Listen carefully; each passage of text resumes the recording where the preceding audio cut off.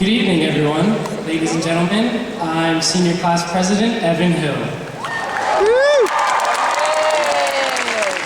I am going to get into my speech, but first, let me take a selfie.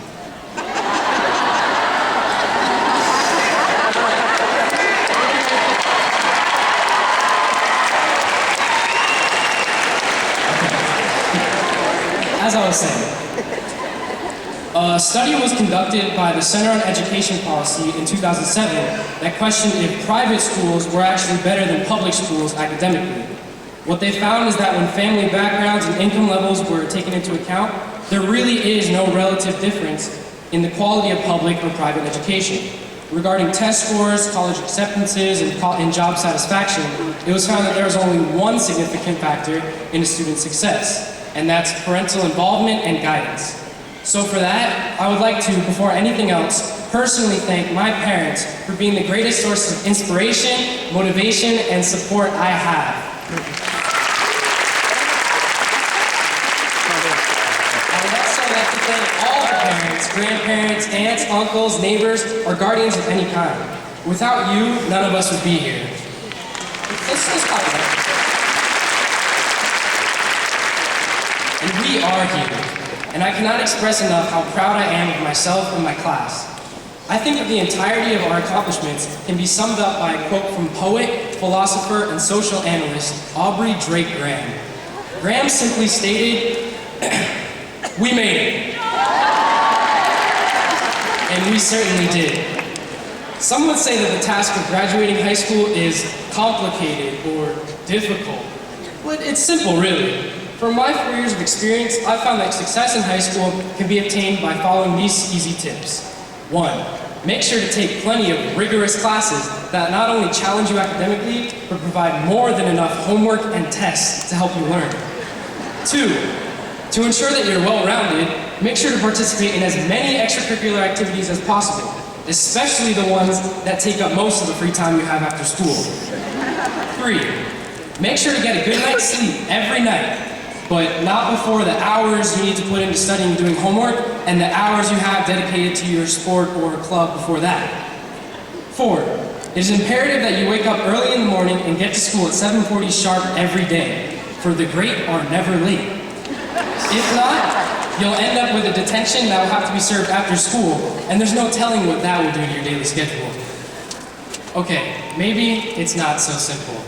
But if getting through high school was simple, our time at Terravella wouldn't be half the journey that it's been, and there would be no hard work being recognized. The adventurous experience of completing high school makes it all that rewarding standing here today. The attributes of working hard and staying dedicated are not the only things we take with us from our high school experience. One of the most significant lessons I personally learned was to be open-minded and understanding of other people's perspectives. As a freshman, I came into high school with the ideal that I would keep my same isolated group of friends that I had in middle school. I was in accordance with what Aubrey Drake Graham would call the no new friends philosophy. But with the wide array of electives, clubs, and extracurriculars that high school provided, I started to notice something. I noticed that mostly every one of my peers began to identify with a specific group of kids who share their own similar lifestyles. I saw the people I knew split into specific friend groups or cliques based on factors such as academic success, personal interest, or even ethnicity. That being said, there was only one person who really didn't fit in with the system of these cliques: me. Being associated with students of both ends of the academic spectrum made academic success a difficult category to fit into. Having varied interests, including the football team and the debate team, made finding a group based on personal interest hard too. And having a white Jewish mother and an African American father who speaks Spanish made finding a similar ethnic group impossible.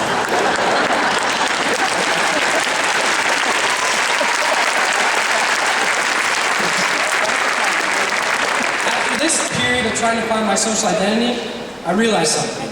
It wasn't me who had the conflict, it was the perceived system itself. I realized that instead of identifying with a specific group of people, I fit in with different groups of people with different perspectives on life. I made friends regardless of their social perception. The slacker kid who knows he doesn't apply himself, he's my friend. The nerd kid, valedictorian going to Dartmouth, he's my friend too. We're friends, right? The girl who wants to party every weekend, and also the girl who would rather stay at home and play Cards Against Humanity, they're both my friends. I realize that it's not about the similarities with other people that define us as a demographic, it's the differences between us that make us unique. So you now may be asking, Evan, you cracked the code of a high school social hierarchy. What did you do next? Run for president? Well, inquisitive audience member, not to spoil anything, but here I am. My only hope is that my fellow graduates take that with them as they go off into a world full of a variety of people with a variety of lifestyles. That world is known as the real world, and from what I've heard, it's not so much a walk in the park. We'll have more responsibilities than ever. Our participation in society will really matter, and we'll experience life-changing things that we teenagers can't even comprehend. I had the first taste of the real world earlier this year when my grandfather unfortunately passed away. It really affected me, for I had never really experienced a loved one passing away, and it was my first realization that death is a part of life. Hours before he passed, I told him what you should all tell your family, that I'm going to work as hard as I can in life to make him and my family proud and not to worry about me. So, senior class, now it's your turn. Whether you're going to college, joining the military, the traditional workforce, or even traveling to the Alaskan coastline to fish for salmon, like one of our students, Kevin Atkinson, is actually doing, give it your all. As cliche as it sounds, as cliche as Graham put it, you only live once. That's the motto. So whatever it is you end up doing, put your life into it. Congratulations on making it this far. We started from the bottom, and now we're here.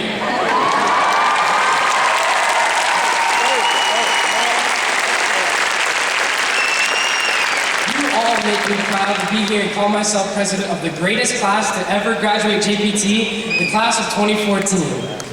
Thank you again to administration, guidance, faculty, Ms. Ledbetter and Randy Blanton, and thank you all for being here.